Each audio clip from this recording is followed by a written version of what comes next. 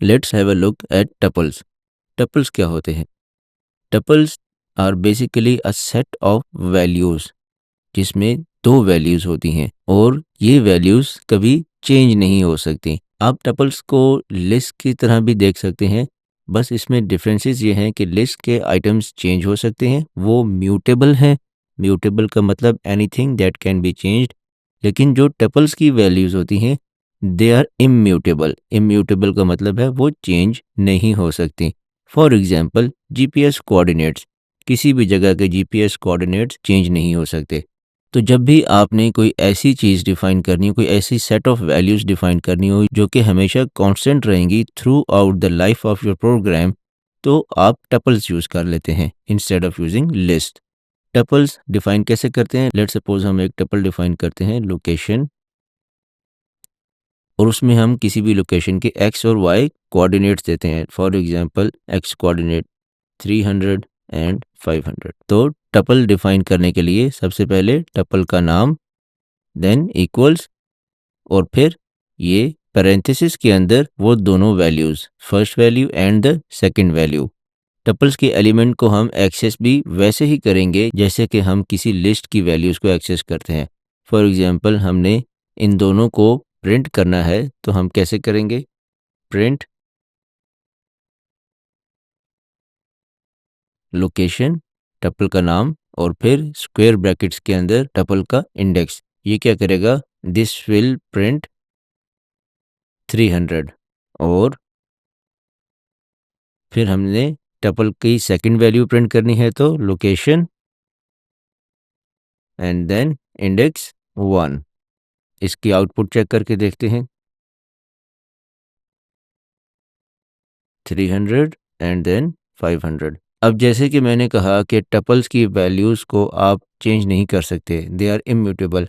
तो इसको वेरीफाई करने के लिए हम एक एग्जांपल देखते हैं जिसमें हम लोकेशन जो टपल है ये वाला, इसकी इस वैल्यू को चेंज करने की कोशिश करते हैं। लेट्स से हम इसको चेंज करते हैं from 300 to 350।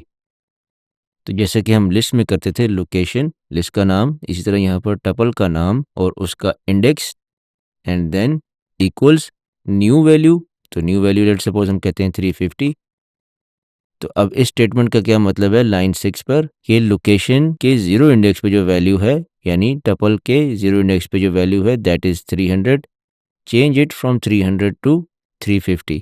But you will see कि it will not be change, हमें एरर आ जाएगा। चेक करते हैं। See line 6, location 0 equals 350, type error, tuple object does not support item assignment। तो याद रखिएगा कि टपल का कोई भी इंडिविजुअल आइटम आप उसको चेंज नहीं कर सकते।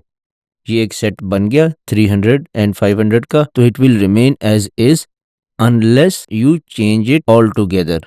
आप इसको पूरा का पूरा चेंज कर दें and then you assign the new values to the same variable या टू द सेम टपल, उस केस में हो सकता है। इसका मतलब क्या है?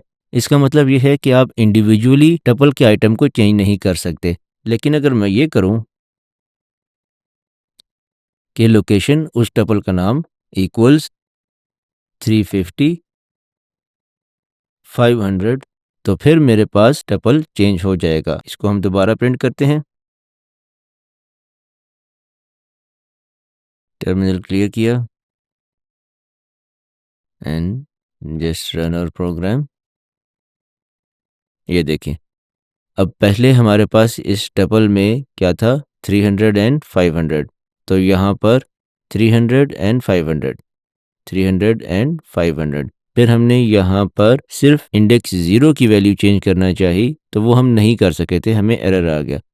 लेकिन उसके बाद हमने पूरे के पूरे टपल की दोनों वैल्यूज चेंज कर दी, यानी कि हमने एक नया वेरिएबल बनाया with the same name as the old tuple location, और उसमें हमने अपनी न्यू वैल्यू डाल दी।